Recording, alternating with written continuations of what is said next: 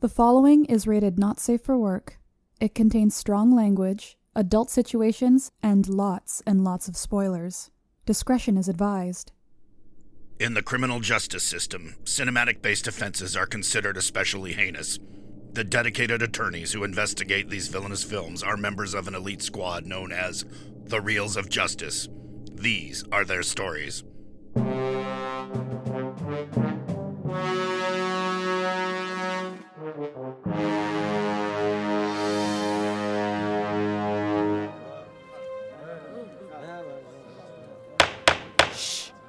Order, please, order. The Reels of Justice is now in session. Judge, everybody grab your monkey. Ryan Luis Rodriguez presiding. Your eyes for the Honorable Judge Rodriguez.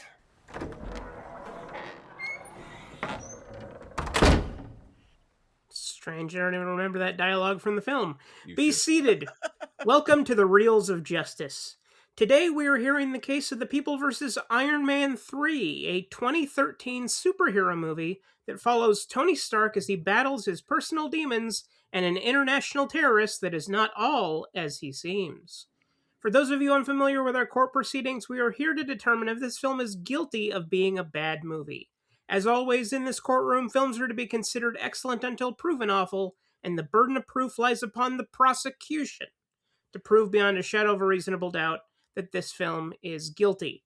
Mr. Big Ben Haslar, you are representing the prosecution. You may present your opening statement.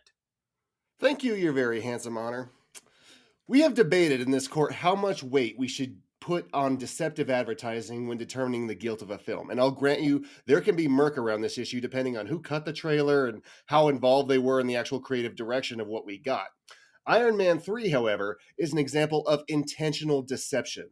I still think that trailer is one of the favorites I've ever seen. Even preparing for this trial, I rewatched them and couldn't help but think, that looks awesome. And why wouldn't it? The Iron Man franchise kicked off an entire cinematic universe at this point, and it really changed the game. We were just coming off the high that was the Avengers. Then comes this trailer showing that they might cap off that Iron Man portion of the hero's journey. It showed us the Mandarin, played by renowned actor Ben Kingsley, traditionally an arch enemy of Iron Man, who was admittedly a bit out there in comic book form with his rings of power, but the trailer showed him, like, they brought him back down to earth with a tone that fit the MCU that we've seen so far, but in a very intense way. He spoke in a very off-putting, weird pronunciation of words, but clearly a very learned understanding of the world of politics, and the worst of all, Tony Stark's psychology. He sees Iron Man, a guy who privatized world peace, as a very flawed individual, and that's true. Tony is a megalomaniac. He is certifiably nuts. He was modeled, after all, off of Howard Hughes.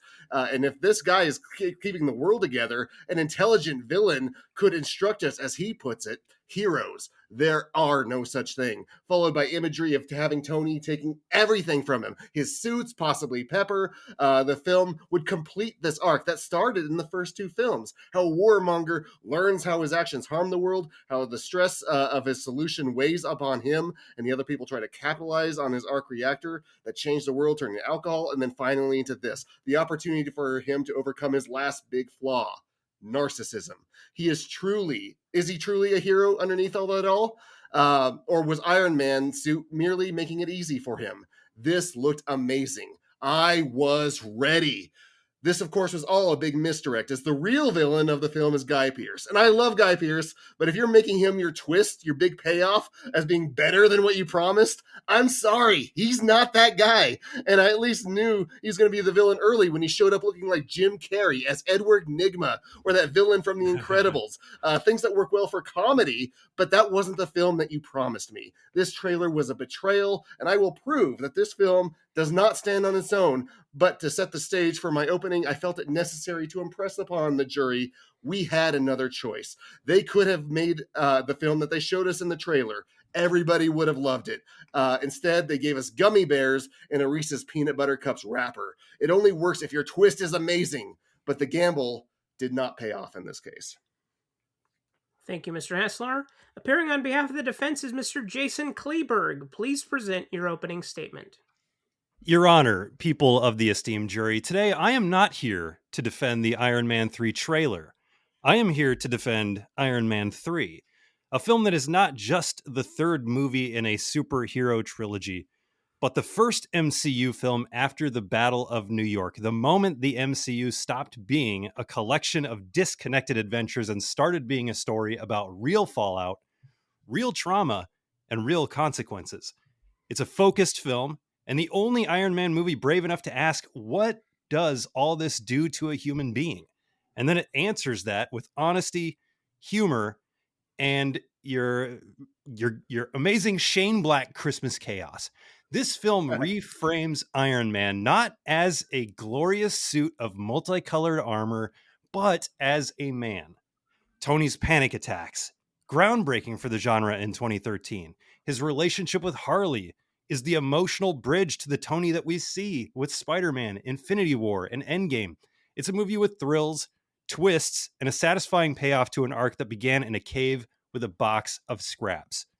Today, I'm not going to prove simply that Iron Man 3 is not a bad movie. I am confident that when we leave here today, you'll be convinced that it's a top 5 film in the MCU. Thank you, Mr. Kleeberg. Mr. let's go Haslar, top you may 6. proceed with your first exhibit. Iron Man 3 marks a departure from what I liked about the newly forming MCU to what I don't like. The head first dive into goof. I think Phase 1 is the Sean Connery era. It took that out there nature of the novels, but codified it in a way that was more down to earth and accessible for film. Now we're more in the Roger Moore era, and I could see it in this film where people are deciding to lean more into the wackiness just to get to the next scene, and it starts early. Him dressing, that dressing sequence of the Mark 42 with the crotch shots and the level of goof that we really hadn't seen up until this point. I guess they wanted to show us more of Tony outside of the suit, but he's investigating a mystery that really doesn't seem like a mystery through this film, since they pretty much showed us early on that the Extremis people were using their powers. Tony doesn't know that, but we do. We have to wait for 40 minutes for him to catch up. The only question is why? I also think more the reason why is because they forced this kid into the story. And personally, I don't really like Stark and the kid's dynamic. Kids rarely work in movies. There's moments like that tattoo that the guy has, it kind of conflicts with the murder and bad guy hunting. And this dude's all like, Tony Stark, you're my hero. Jarvis dropping lines like, I might say the wrong cranberry. It just like makes me like, oh, wah ha ha, oh ho ho, the wit. And then that twist. That dumb as ass twist where the villain I was excited for is a drugged out idiot. More goofy comedy. If you're not laughing, then this boring, meaningless, it's just boring and meaningless until we circle into Guy Pearce. I don't hate fun. I really don't. I just hate throwing suspension of disbelief out the window. And that's what this does. We had 2 Iron Men and Avengers coming in as my suspension for how Tony and his world behave. If this were the first Marvel film in a vacuum, I do not see it taking off. It would be as forgettable as Shazam 2. It's only in the zeitgeist because it's standing on the shoulders of the first 2 movies, the serious ones that had meaning to it. This is the Mandarin, a character asks, and I know it's embarrassing, Tony replies. And on that score, you're right, Tony. Subtlety may have had its day, but does good screenwriting have to go with it? And then finally in the credits is everything I hate about Black's take here. That 70s style goof, picking out the goofiest moments and amplifying them in these freeze frames, discarding anything that had actual meaning in those scenes, like the arc reactor or anything like that, and turning it into Flash Gordon. Mr. Kleeberg, is this a tip into the less serious pond of the MCU? Well, I think that we're arguing that Shane Black made this movie his own, and I agree. I think that it has all the signature Shane Black comedy that I, for one, was looking for. The style, the comedy, it is all deliberate. It's in Shane Black's storytelling DNA. It gives the MCU one of its most distinct directorial voices, the only director Robert Downey Jr. and Jon Favreau felt comfortable handing the reins over to. I, for one, love the Lethal Weapon style banter. I love the detective story backbone with the clues, the conspiracies, the betrayals, and even a buddy cop moment for Stark and Rhodes later on in the film. I would say that it's got some of the funniest moments in the MCU. I know that my counterpart disagrees, but when they see Ben Kingsley and call him Laurence Olivier, hilarious. Tony's countdown with his dialogue with the henchman when he's captured, some of the best comedic moments ever in the MCU, including the one where that guy's like, these people are weird. I hate this job. And he just leaves, had me rolling on the ground. I was okay with that. I'll give you that one. Now, you're going in on the Mandarin twist, and I get that you may be disappointed if you watch trailers. And this is why I always say people shouldn't watch trailers, because you never know what you're going to get. I got a Drive poster sitting behind me right now. But it's not a betrayal. The twist is not a betrayal. And I could see it, you thinking it's a betrayal if you're a fan of the Mandarin and the comic books. But we're not talking about the comic books or the trailer. We're not talking about the trailer. We're talking about a subversive, thematically fitting. They're still using the Mandarin though early on in their first arc of the film, so even like that's where the trailer like picks all of its moments from, is that first half as sort of your deception. So they are planning out this twist where you'll have Guy Pearce as your payoff either way. In the movie, however, you're watching that unfold, but it's like any other movie. There's surprises, there's twists, and I think that exposing the real villain was a real fun part of it. It introduced this classic Iron Man supervillain that you saw in that trailer, and then it dismantled that trope. And the reveal of Trevor Slattery recontextualizes the propaganda videos as this staged media manipulation, something that now in 2025 seems extra relevant. And, it aligns with the film's broader theme that things are not always what they seem. So I actually really like that Mandarin twist. Again, I have no connection to the comics, and I don't watch trailers, so I had a blast with it. Well, do you still think it follows like the arc that we had coming into it with Iron Man 1, 2, and the Avengers than this? It's clearly a different tone. Would you not agree? Of course it's a different tone, but I'm okay with that different tone because, again, I think Shane Black was making this his own type of movie. And while it's different in style and it's different in tone a bit, it still continues with the things that we didn't reckon with in those first movies, like the PTSD angle, like the everything that Tony is going through underneath the suit, which we get to see a lot more of this time around, worked for me. Okay, well, let's talk a bit about Tony's journey in this film. He never learns anything, at least not that I can see. He never takes anything from a mistake. He starts out and we're thinking PTSD is the thing he needs to overcome, but that doesn't really go anywhere. He claims to care for Pepper, but then gives the bad guys his home address, even though the security systems aren't even fully functional at the moment. Yeah, good boyfriending right there, Tony. Didn't even have the presence of mind that, he could have gone to Stark Tower, or I was going to be in New York for the next few weeks or whatever. No, he gives them where Pepper is going to live and is surprised when they show up with helicopters and nukes him. He putzes around Tennessee and Florida for a bit without his iron suit, even though we come to learn at the end of the film that he still has 41 of them still operational. I know that they kind of hint that the 42 needs repair and Jarvis is in the 42, so he couldn't summon them. But it seems like at multiple points, not the least of which is when he's wired up to the internet in that news van, he could have easily had those suits pop over and then he could just fly around, since they can all fly around, autonomously. And at the end, he just sort of fixes everything. He just wasn't rightly inspired to fix his heart shrapnel and subsequently that symbology, and ruin that for all Avengers films. This is the thing that's supposed to be weighing on him as a character, and they just like, oh, I just decided to fix it. They just wipe it away.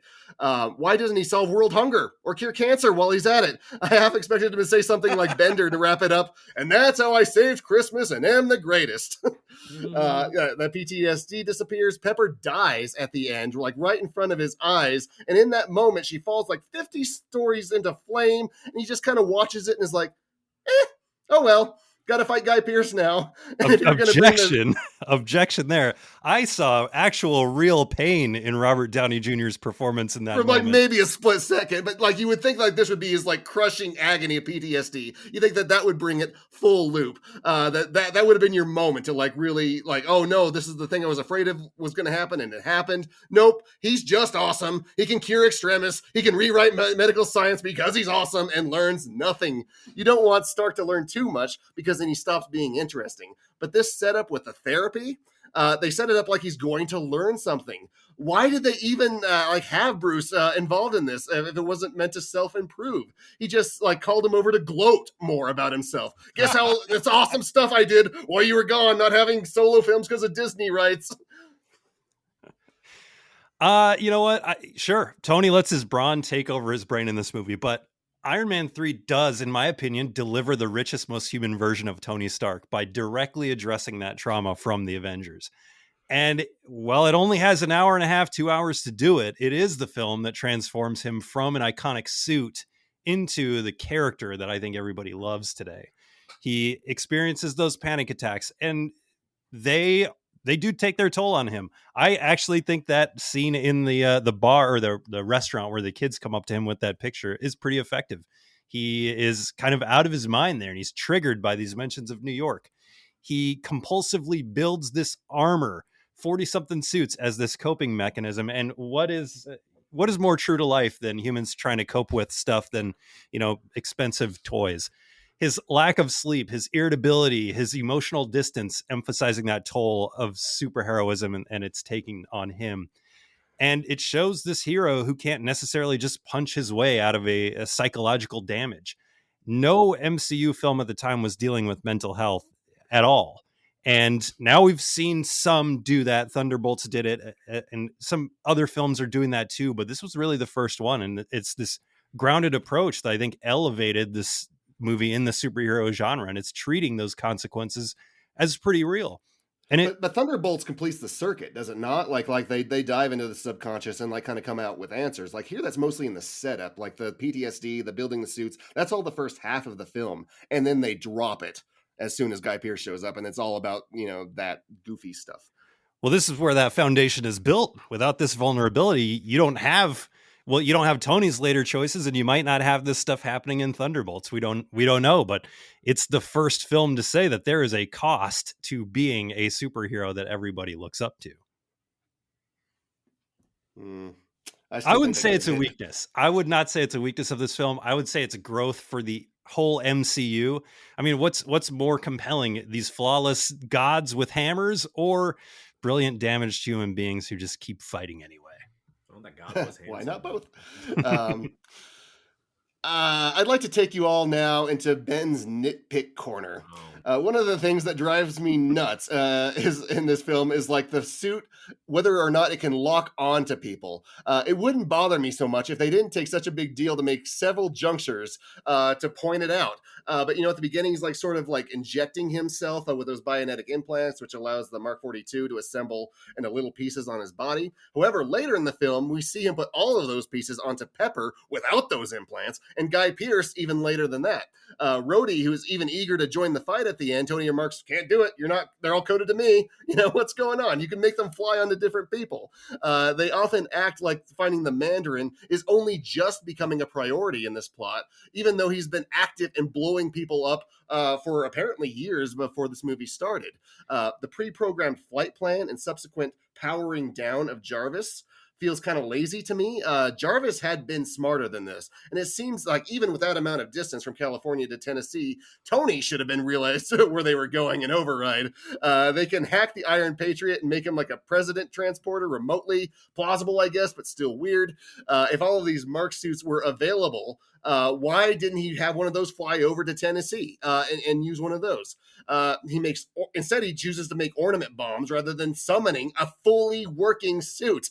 How is getting one of those suits that is working and is powerful not your top priority? And why does he use the blast of lasers when fighting the extremist guys at the end? Like he does it on the plane. He shoots them with his chest. It kills them. And then he seems to forget that and is hacking them and watching them regrow. What up? Look, powering. I want to address the powering down of Jarvis and going from California to Tennessee. I actually liked that part of the movie quite a bit. I liked the lo-fi Tony Stark. It really felt like it brought us back to basics, kind of brought us back to the cave where he has to MacGyver his way out of moments. And he does that a lot during this film. I think this was a theme of the film where he only has one Iron Man hand or one part of the leg on his suit. I actually enjoyed that part quite a bit. If you're looking for logic in the way that suits work in Avengers movies, we're never going to find it. They have nanobots. We had it in the first two. The first two are very solid as far as how the suit works and how the arc reactor works.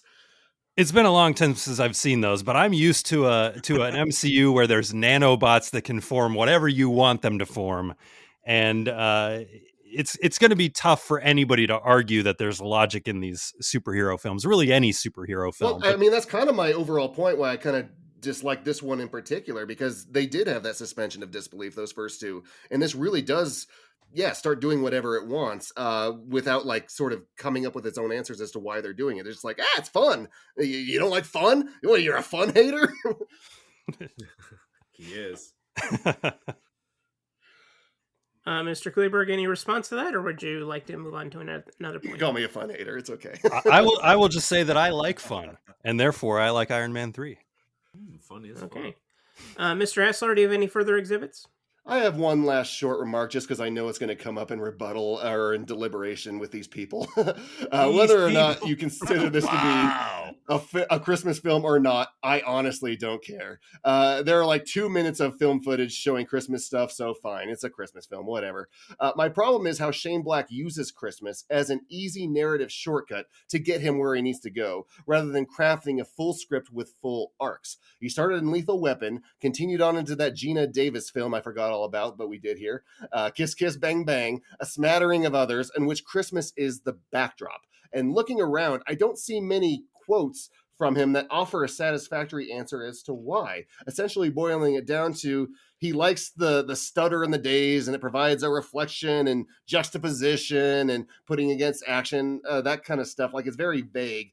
This could be fine enough for one movie, but dude, you're doing it in every movie. That's not clever observance as juxtaposition for your script. It's now just lazy. At the end of the film, Tony gives destroying the marks 1 through 41 to Pepper as a gift because it's the season of giving. Easy narrative shortcut rather than to having to complete that circuit without Christmas there. A decision Tony might regret if Mojo were to attack Earth next week. Where did all of his suits go? In this film, it isn't just juxtaposition. It's more of a non sequitur that just keeps interjecting itself weirdly, and it truly adds nothing. It doesn't help or hurt the narrative other than the apparent laziness. And on that, the prosecution will rest. How can the jury trust a man who cannot remember the name to The Long Kiss Goodnight, one of the best Christmas movies ever made? I would say that in Iron Man 3, the Christmas setting is used to great degree thematically. You have the themes of reinvention, reckoning, gifts versus cost. And you know what? Shane Black, give me all the Christmas in all the movies. I will put it in my veins like an IV. Mr. Haslar has rested. Mr. Kleeberg, you may proceed with any further argumentation that you have. I will just bring up one more exhibit, as most of my points, I think, have been made. I will say that the action is some of the best in the MCU in this movie, and the Air Force One Barrel of Monkeys Rescue is one of the MCU's greatest set pieces. Everyone grab your monkey. Everybody grab your monkey. That's where it's from. Blowing up Tony's house, that's an amazing scene, and it gives Pepper a chance to save Stark, the first of 2 times she's given to shine here. And I love all the stuff with Jim Rhodes as well, specifically in the final set piece where you have them kind of doing the buddy cop thing. But the Air Force One rescue sequence is top-tier blockbuster filmmaking. It is utilizing practical stunts with real skydivers and amazing choreography. It showcases the film's craftsmanship and ambition, and is the first MCU film, in my opinion, to have action scenes that don't look like PlayStation 3 cutscenes. And you can't even say that about certain MCU movies that are coming out over a decade later. It was filmed using, again, real skydivers performing coordinated free fall stunts with minimal CGI. And I thought it was a uniquely inventive use of Iron Man's abilities. It's one of those rare MCU moments where you see all the geography that's going on, you see the stakes, you see the tension, and the way that Tony is able to think and come up with a solution under stress when he's told you can only carry 4 of them and there's 13 in the sky. I thought it was awesome. I think it shows that even a couple years in, you could get these thrilling, amazing action scenes. And to be honest, I don't think there are many MCU action scenes that look as good as that one. And that's just one of several really great action scenes in this movie. I love the fact that Shane Black takes things up notches every time you think it could be over. It's not. It's a great blend of problem solving, tension, and visual clarity in these action scenes. Yeah, I do agree with you on at least the barrel of monkeys scene. Now that was one of my favorites. But then they kind of ruin that like immediately when he gets hit by that truck and falls into a million pieces. Because they got to get that comedy in there, they got to get that goof in there. That was a good scene up until then. But like when he had like no stakes involved except for he's basically using a drone to do all this stuff. It kind of lets the air out of the balloon a little bit. The other action sequences, I mean, that's the one you point to, and I would agree it's the strongest. The other ones I would say are not that great, especially with all the Iron Men at the end. Just it's like kind of all over the place, and you don't really follow it as far as where everything is going because there's just so many iron suits going around. Okay, Mr. Kleeberg, did you want to rest on that? Yeah. You know what? I will rest. Okay. All sides have rested their cases. The attorneys will now present their closing arguments. Mr. Haslar, you may begin. I'm working on a new Christmas Carol. Let's see if we can make it come a standard. Oh, boy. Oh, Iron Man, art thou a Christmas movie? Your plot is tame, your twist is lame, and you are bad, will prove-y. You've got some snow, you're missing cheer, a film we watch no times a year. Oh, Iron Man, you're 70s, yet not groovy. Oh, Iron Man, your plot is quite confusory. The trailer showed a plot so strong, instead the show was loony. The Mandarin, they hype so strong, but Guy Pearce said, surprise, you're wrong. Oh, Iron Man, that twist was pure buffoonery. Oh, Iron Man, Tony learns nothing truly. He tells the bads where his girlfriend lives, and they attack real soony. His conclusion is he's the best you see. So much for growth in therapy. Oh, Iron Man, yes, you were just cartoony. Yeah, It is a Christmas movie. I'll give you that. Is that going to be on Spotify? Now it is a Christmas. We're working on the album. He didn't sing. I would have thought he was phoning it in. Thank you, Mr. Kleeberg. Please present your closing argument. Yeah, I'm going to say mine. I'm not going to sing mine. Your Honor, members of the jury and anybody still angry that Trevor Slattery was a paid actor, we have looked at the evidence of Iron Man 3. Not the trailer, but the movie Iron Man 3. We've revisited the themes. We've stepped back into the world of Tony Stark as he tries to rebuild himself without relying on an incredible suit, as much as they may have tried to help him out during that climax of the film.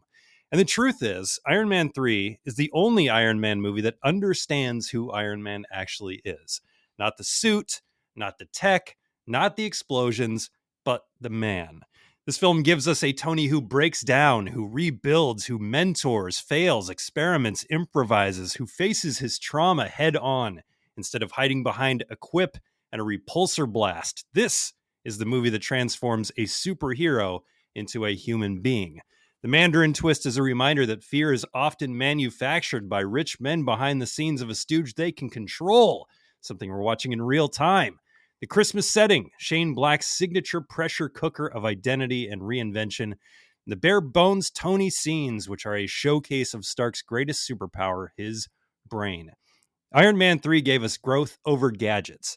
That choice leads directly into the Tony who snaps his fingers to save half the universe. You don't get Endgame Tony without Iron Man 3 Tony. So I ask you to forget years of memes and internet discourse. Look at the film itself, its craft, its character work, its boldness, its shrapnel-free beating heart. Iron Man 3 is not a bad movie. It is a brave one. Thank you both. Members of the jury, Mr. Dylan J. Schlender, Mr. Maynard Bangs, and Mr. A Bomb is Not a Bomb, when it's Ryan Luis Rodriguez. You have all heard the facts concerning this case. It is now up to you to determine if this film is guilty of being a bad movie. The bailiff will escort you to the deliberation room to render your verdict. Right this way? You know, if Iron Man met the Silver Surfer, do you think they would be alloys? Oh, bailiff, I love that one. Oh, man. We got to give that guy a raise. No.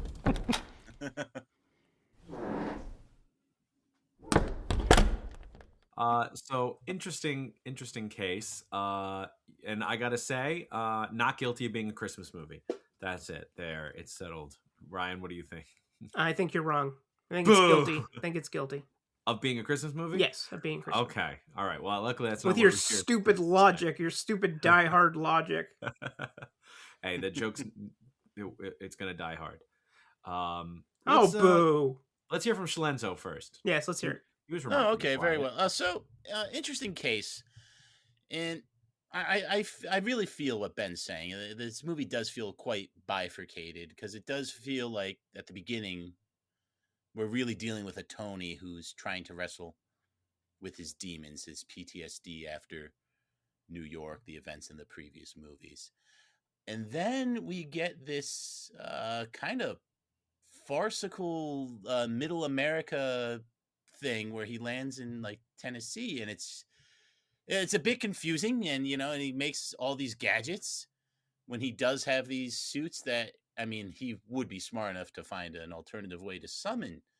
You'd have I to love that he imagine. goes to Home Depot to pick up the stuff, though. I mean, that's all great. If I may step in there as the alternative to summon, we're shown that his suits are buried under rock and they have to get cranes to excavate them. And so Jarvis is reporting on that to him and saying, and I think he even mentions the cranes are in position. He does. Yeah, and it's not until they move the final bit of suits, rock that the doors... The Hulk suit couldn't bust out of there, though? I mean, that strains credulity. Like, why have a Hulk suit? I'm just saying the film does give an explanation for why... It's not a satisfactory explanation, though. When so many lives are on the line, you're not going to have the suits blow their way out from just that one little elevator. I mean, if you want to accept that, that's fine. I find it to be weak tea. But going back to my point, though, what I think Ben's most salient argument is, as much as I appreciate his nitpicking, is that we don't really get to see Tony grow. He does just kind of go back to being like, oh, yeah, no, it turns out I'm the best and I'm okay. And frankly, I'm fine with that if that's the direction they want to go, but don't set up all this PTSD stuff just for him to shrug it off. It literally is quite having your cake and eating it too. It's just like, I wish we got to see that development, that growth, and it's just not there, just in favor of him just kind of going like, oh, okay, I'm back to normal now. It's like, based on what, So I thought that was Ben's most salient point. I do agree with Jason, though. The action in this film I did really appreciate, because we do know the direction Marvel would go in with these really cluttered CGI messes towards the end. And granted, the Iron Man suit fight at the end is pretty cluttered. I would have appreciated seeing more dynamicism in what the individual suits were supposed to do. Ben hates it, but it would have been a great toynetic opportunity to really showcase a couple. It's like, ooh, this is not toynetic. It's toyetic. Yeah, toynetic. Get rid of the end. I don't want to.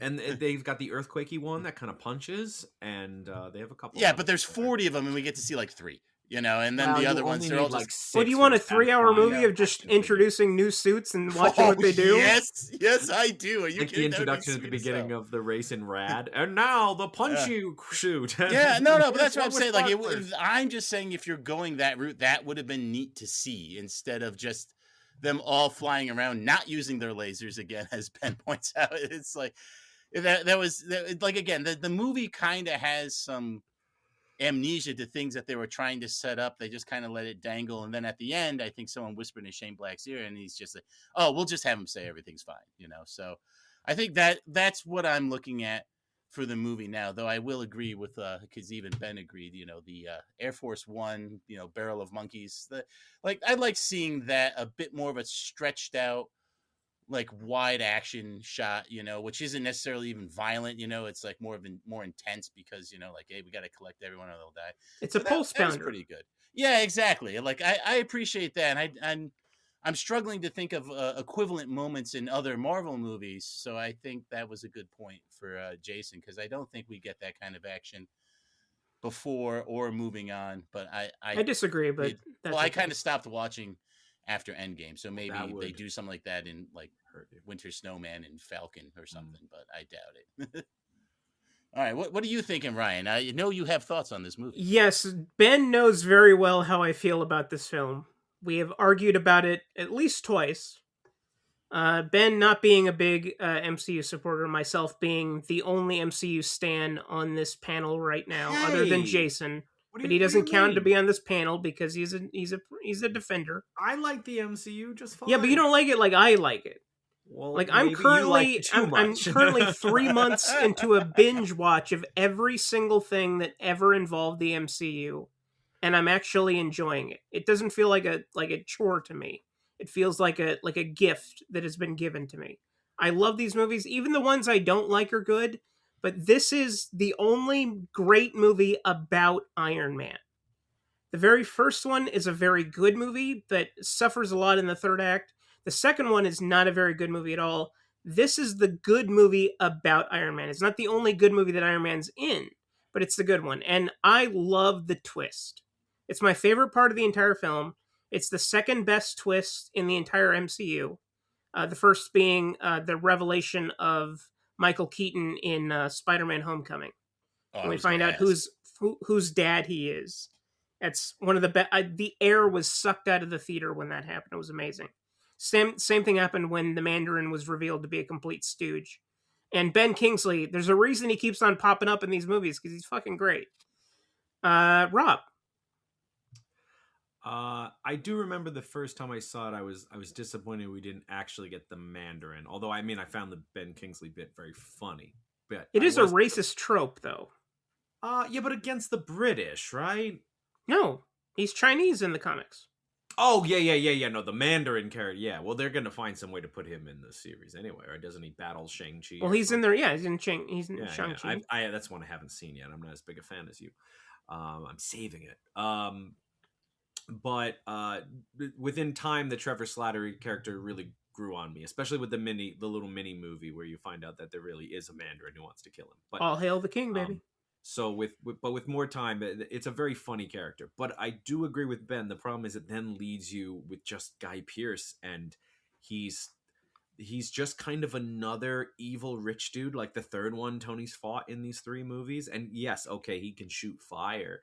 That's a little bit more, but like unlike you, I like Iron Man 2 because Justin Hammer is very funny and very believable as a wannabe sort of billionaire. Hey, I've been always saying that he should come back, and I'm really disappointed that he hasn't yet. Thunderbolts was the perfect opportunity, but unfortunately, they just didn't make that happen. Well, we got to get Samus money.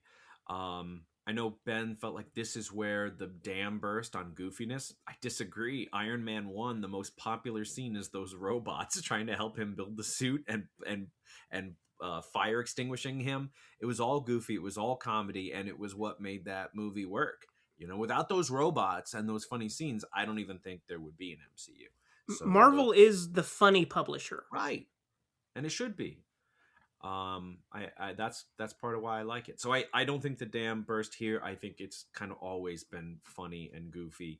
This might be one where they really threw one away for the plot, but like while Trevor Slattery is a silly, goofy character, the fact that he is a front man and a stooge is a very serious topic, right?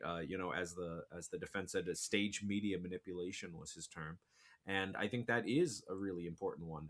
They managed to sort of dull it with a very comical character. But if he walked in there and Trevor Slattery was anything other than this goof, he would never have believed that he wasn't the Mandarin, and he would have just killed him. You know, so if he was even slightly serious, Tony would have killed him, believing he was really the Mandarin. So I think he had to kind of be this over the top goofy. But I mean, that's pretty weak, though. It's literally just so the movie can happen. I mean, you're trusting your whole enterprise to this like drugged out British actor that you pulled I off agree the street. that they should not have told him nearly as much, right? Because he's like, oh, we didn't hurt anybody. So like, did you not actually shoot the guy on the ground on the phone was that just an actor? That seems to be the implication. Okay, but then you specifically gave a name and said he was an executive of Roxxon or whatever, in which case immediately the media would have been on the phone to them. Hey, you're missing a VP, and then been like, no, we're not. So a lot of stuff would have fallen apart there. So he would. No. The movie does have problems. He would have had to shoot somebody, like, or the jig would have been up. Like they would have known that there really wasn't an executive murdered.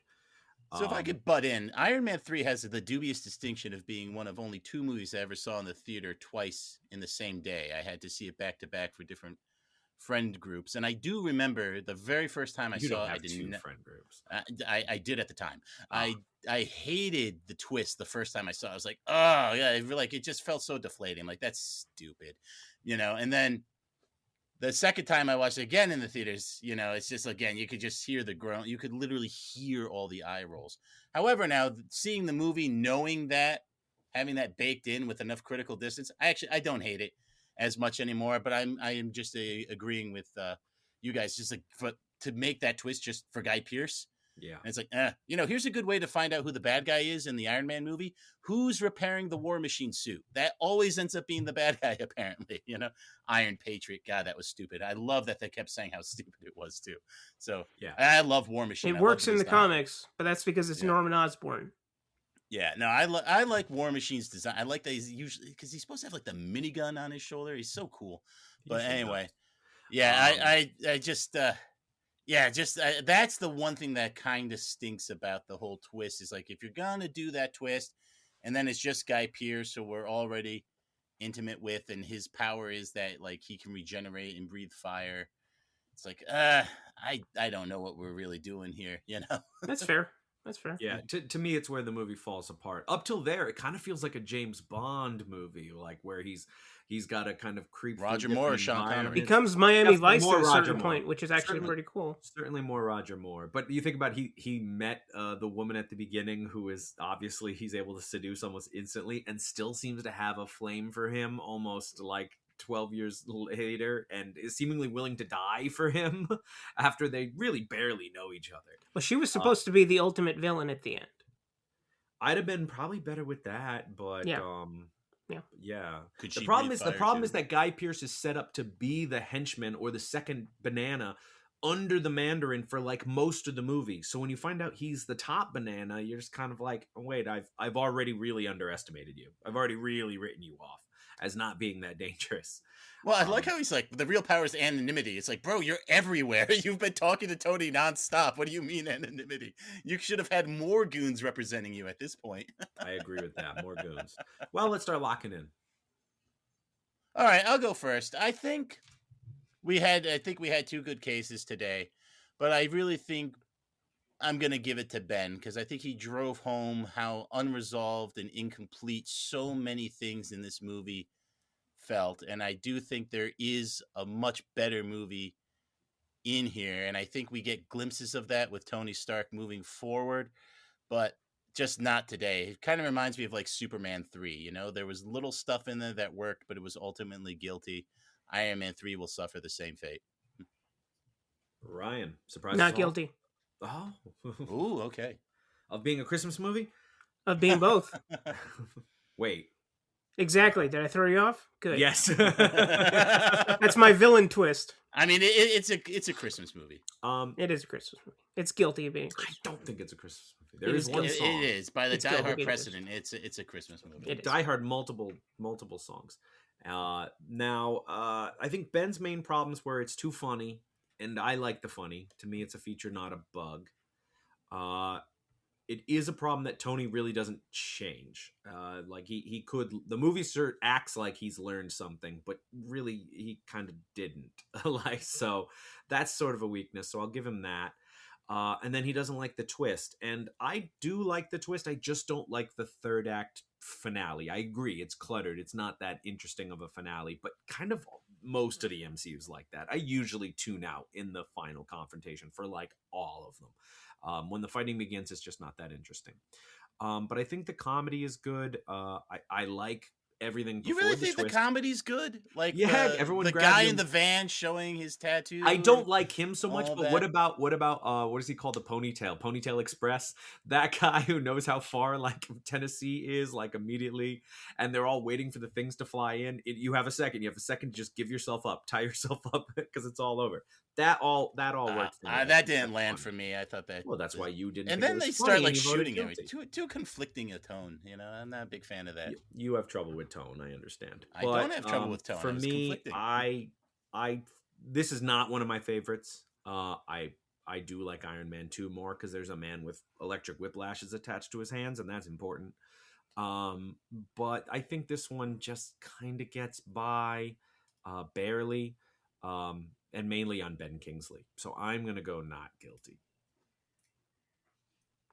And so we should get out there and tell that really handsome judge.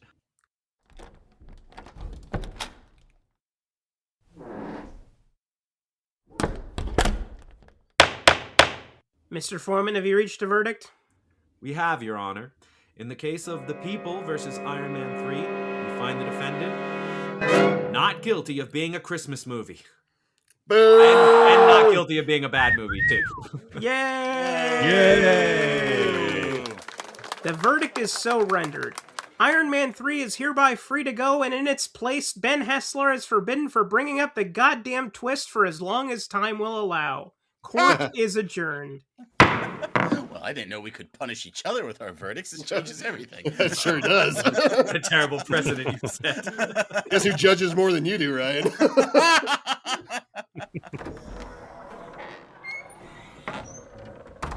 All right, this is Big Tough Guy, and you see, I'm kind of like the Hulk. Only when I start getting happy, like at this verdict, I turn into a different kind of. Hey, it's me, the Incredible Happy Guy, reporting to you live from outside the Reels of Justice. Big Ben, would you care to share your thoughts on the jury's verdict? Sure. I actually love the MCU, Ryan. But like Fry says in Futurama about the Star Trek movies, they average out to be really good. And when you love something and you see its flaws, you just want to push it to be better. And that's what I see in some of these MCU films. It's like, boy, if you just righted the ship a little bit, you'd have something that just continues to be awesome. Iron Man 3 is where it kind of starts going awry for me, but I'm okay with the verdict. I think it does sort of slip by just barely, but it's not one that I ever look forward to watching. But great showing from the defense. It was great to spar with him, and yeah, I think justice was probably served. Oh, that's fantastic! You sound as happy as me. Thank you. Here comes Jason Kleeberg. Come here, give me a hug. Excuse me. Can we get a word on how you feel about today's verdict? Well, justice has been served, and I want to thank the jury for recognizing the bravery, nuance, and just sheer Shane Blackness of Iron Man 3. And I would also like to thank my opponent. His arguments were strong, but at the end of the day, the facts, the law, and the Christmas spirit were on my side. Now, Ben, a wise man once said, failure is the fog through which we glimpse triumph. So just keep that with you. All right. Well, that's all we have from the courthouse today. Achoo! It's Big Tough Guy. Let's go back to the studio for post-trial analysis. Not as popular as Leaf Man. Step on you. Most useless superpower. Condiment King? Maybe a little bit of that? Calendar Man. I won't hear any besmirching of Condiment King. He's no music meister, but who can be? Fun trial here, fun case. Do you think it's a Christmas movie, Jason? Absolutely, yeah. I think every Shane Black movie is a Christmas movie, but there's that argument. As Christmas is a Christmas Except movie. The Nice Guys, which is only a Christmas movie in the epilogue. True. Yeah, he's got to get it in there somewhere. But I'm of the belief that, there's some people that say Die Hard, for example, is not a Christmas movie, and those people are just plain wrong.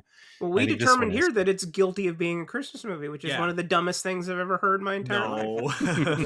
Yeah. You have to prove whether it's a Christmas movie or not. The format determines it's guilty of being... What, it's supposed to be not guilty of not being a Christmas movie? You think that makes more sense? The double negative? It's guilty. We'll try it out next year. Yeah. Well, we did Die Hard already. It's been done. But you do Die Hard too. Not guilty of not being a Christmas movie. No one said Die Hard was a Christmas movie before 2009. That's just a fact. Everyone bought into the meme, and it's because why did someone argue? It's like someone just going like, "Hey, is Home Alone a Christmas movie?" And it's like, well, of course it is. And then well, this person has an argument. Why not? And all of a sudden, it's a thing. That's why now people are arguing. Mm-hmm. It all just comes from people wanting to watch non-Christmassy movies around Christmas with just a glimmer of an excuse. Being like, I don't like Christmas movies. That's their personality. Yeah, enough of the hunk that they meet in a small town. Like, how many of those are there? Not enough. There can only be one Hot Frosty. There can't be two. There's never. They're going to make it like Highlander. Oh, God, I hope so. Hot Frosties. All right, let's talk to Jason. So, Jason, what is it that keeps you busy when you're not here? What are you usually doing? Well, you can catch a lot of my older episodes at the Force 5 podcast. So I have a podcast where I have a guest and I force them to come up with a top 5 list topic, and then we discuss our picks love on that. air. That is currently on hiatus for a bit. I'm going to be coming out with something soon, but yeah, I decided to take a break for a little while. And Did the Strike Force 5 team sue you for the name? They boosted my search results a little bit when they came out. Did they? Oh, that's awesome. Now, it's one of those things where I love talking about movies and I love being on podcasts, but I really hate editing and all that social media stuff that comes with it. So being able to be on shows like this are a dream come true. I love top 5 lists. We have that in It's common. a really fun podcast to do, I will say. It's one of the most fun I've ever had. I'd say, Ryan, weren't you on their top 5 adaptations? I was. Yes, Yeah, it's a fun show. Nice. And a good place to start. Well, we're going to bully you into editing at least a few of us on there. If you ask Ben real nice, he'll edit it for you. It's true. How much? Real nice. Oh, do not pay him. Do not. I will not live in a world where Ben's a professional. All right, we'll do I got my episode for you, Kleeberg. We're going to do the top 5 Bronson Thompson movies with 4 honorable mentions. Nice. Top 5 Air Bud movies. Oh, there's like 14 of those. Space Buddies, Santa I didn't Buddies. realize Air Bud came out in the I thought that came out like in the 94, I 2000s think. or something. Yeah, it's like really old. I was like, well, not really old. You know what I mean, though. It's older than I had thought. Could only be a product of the Clinton years. Now, Jason, we always ask for recommendations from our guests for movies you think people should see. So what is a movie that you think people should see? Yeah, 'tis the It can be season. Christmas So if you want. Oh, yeah, absolutely.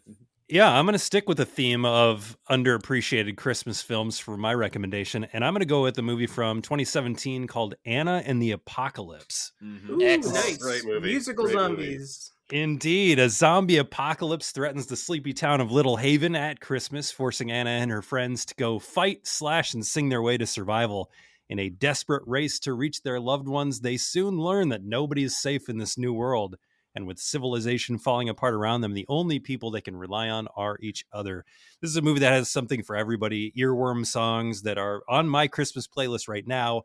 Laughs, extreme gore, heart, and you may even shed a tear or two. I know I do every time I watch it.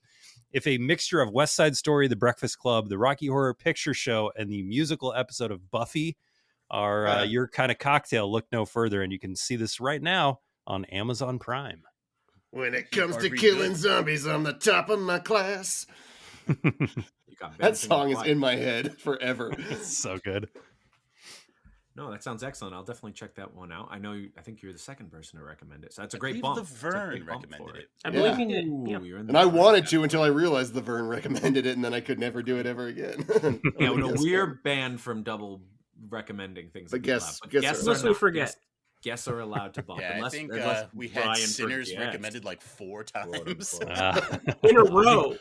yeah, exactly. It was. Yeah, it was. It was a the lot. hot movie. It may have a record. It's the 6-7 of movies this year. Absolutely. Ah. Big Ben, what have you got for us? For my recommendation, I will suggest an underrated MCU film, one that is most tied to Iron Man 3. It is Shang-Chi and the Legend of the Ten Rings. Realizing the mistake Shane Black made by carelessly discarding the Ten Rings organization, Shang-Chi brings it back, as well as the powered rings in which the organization got its name. What I like most about this is it's like a Chinese fantasy kung fu film that just happens to take place in the Marvel universe, in the same way Guardians is a space cowboy film that just happens to do the same. And there's a lot for them to play with, from that family dynamic of this immortal father using these ancient rings to carve a path through destiny, and the son, played by Simu Liu, who sees how loss of his mother drove his father, who was never a great guy, further into madness. The kung fu mixed with the magic is a lot of fun. I really enjoyed seeing all the uses they come up with for these rings that essentially just fly and boomerang back, but they use it in so many different ways for the fights. It's a lot of fun to watch. Of course, Michelle Yeoh is always a welcome sight in any movie, and I didn't hate Ben Kingsley's character as much this time. Underrated. It's a shame that they couldn't seem to get a sequel before Doomsday comes in and screws everything up. But fortunately, even if it does, it stands on its own. really makes me want to watch more Chinese films, which I set out to do this year, but just could not get the numbers I wanted to. But yeah, great movie. Check it out. It's the second MCU movie with Michelle Yeoh in it. Boy, I should know the first. She's in Guardians Volume 2. Yeah, I gotta say, Michelle Yeoh was not a welcome sight in Wicked 2, but you'll have to wait for that. Is she the best thing about the movie, or not? No, Yeah, she might be the she's worst. barely in it though. Very sad. Yeah, she has way more to do in the first one. Yes, movie has a top 5 bus scene fight though. Yes, absolutely. Wicked? No. I was like, damn, I want to see the Wicked bus fight. I mean, Wicked 2 does have a apparently she sleeps with a scarecrow. I mean, this movie might be off the rails. Hey, but they don't know that yet, Ben. You're Shut right. up. Nobody's recommended that yet. No one's Ben. ever touched it. As far as I know. I can't think of anyone. Exactly. I may not have even seen it yet. And I will count that as part of Kung Fu Christmas, though, Ben. You recommend it. Okay. Oh, sure. Sure. Ryan, what have you got? My trucko-bendation this week comes from the twisted minds that everything is terrible, the connoisseurs of Z-grade VHS detritus, 2018's The Great Satan. It's a compilation of dangerous televangelists, Christian movies and television series, even clips from the likes of Jerry Maguire, highlighting the religious hypocrisy of satanic panic, and the scary thing is, all this material actually exists. They didn't make any of it up. It's one of those things that only makes sense when you watch it. There's no plot to speak of, nor a defined structure, just 72 minutes of hilarious blasphemy. Always punching up, never punching down. The Great Satan is currently streaming on the home for the weird shit you never knew existed, and the cheapest service I subscribe to, AeroPlayer. Nice.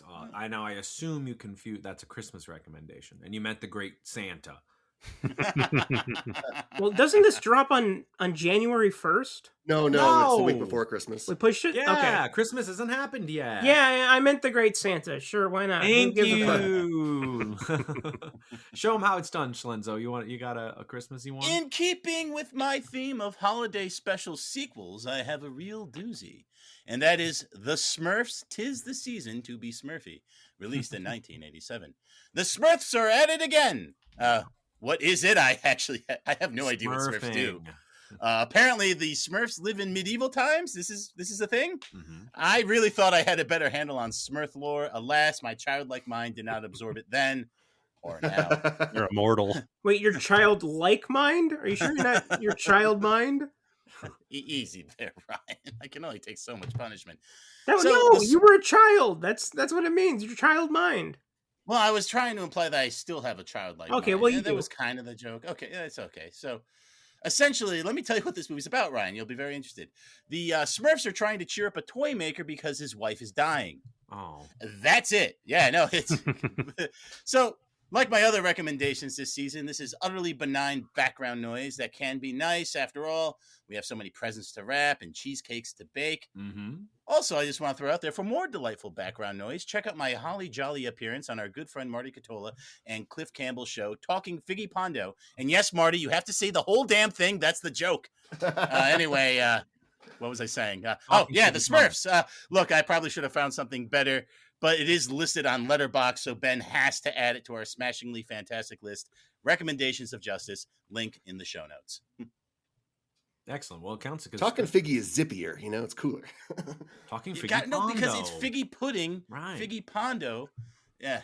I love that Marty listens too, so he knows I'm talking about this. Hi, Marty. Right now. I'm sure this is just benign background noise to him.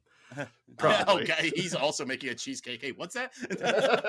I guess I'll send us on home. Deck Please. the halls with fists of fury. Fa la la la la la la hiya. That's right. Kung Fu Christmas continues. And in honor of Iron Man 3, how could I not recommend 1980's Flag of Iron, also known as the Spearmen of Death. After two warring clans meet for a fight that ends with both their masters dead, one pupil goes into exile, only to be stalked by the top 10 assassins in the world. After dispatching of 9 of them, he joins forces with the 10th, the man responsible for his master's death, to take revenge on the traitor who ordered the hit. The titular spearman is the famed 10th assassin, who is also known as the White-Robed Wanderer and the Silver Shuttle, a name I danced under briefly in college. This is now the second Shaw Brothers movie where I've seen where someone used an abacus as a deadly weapon. So I'm willing to say Happens more it's than a you'd theme. think. It's seemingly they're very dangerous. I mean, if it happened more than once, it's more than I thought. I agree. I'm happy to report this film was bereft of any fights in the woods or barren fields. All the action takes place in various temples, tea houses, and brothels. Another potential alternative title of the film. And the Iron Flag is, of course, the main clan's weapon of choice, a spear-tipped flagpole that can be used to wrap up and entangle your enemies or block incoming projectiles with a vigorous billow. And the climax features plenty of hot flag-on-flag action, making this banger a can't-miss entry in the genre. And Ryan, I checked. I did not see it on any of the Shaw Brothers collections, but if anyone wants to check out Flag of Iron, there are plenty of other Blu-ray releases that you can purchase. 88 Films is a great one. Yes, 88 Films has it. It may be on Aeroplayer. It might be. It might be coming. These should all be on Tubi. Who are we kidding? I'm surprised because it's got most of the Venom mob in it, so I'm surprised that it's not gotten a release. Maybe Volume 4 of Shaw Scope. Maybe. No, it's not on that one either. No, there isn't a Volume 4 yet. There's a Volume 4 on the way to my house right now, but it's not in that set. Okay. Ooh, and maybe on the well, way to Jason my would know better than I would, so I'll trust him. Yeah, I don't think there's a Region 1 release for that one yet. Okay, that's why. I only had the first 3 because they're Region A. Yep. Well, the 4 you can buy right now, and a lot of people's copies are showing up like as we speak. Okay. And maybe Santa will get you one for Christmas, Ryan. It's more horror focused, which is the Shaw Brothers stuff that I really am drawn to. Oh yeah. I know some of the ones. I can picture all the really cool covers. The Oily Maniac, and yeah, some good ones in there. Another name I danced That's under. what it says on my day. By day, he's the Silver Shuttle, but by night. And with that, we are all at a show. But we want to thank our guest, Jason Kleeberg, for joining us. Thank you so much, Jason. Thanks for having me. We're going to have you back. And after having you on here, I have a strange desire to call Movie Phone. Is that still a thing? Is that still around? Can I do it? Oh, yeah. We hope to have you back. And we're going to come on and make top 5 lists. Maybe even top 6. We'll see. And we look forward to having you back. And we hope everyone else will join us again as well as the Reels of Justice keep turning. Count it. ASMR. Ooh, that will not make sense. It's like some foreshadowing. I like it. Please follow us on Twitter at Reels of Justice, Instagram Reels of Justice, and Facebook.com/Reels of Justice.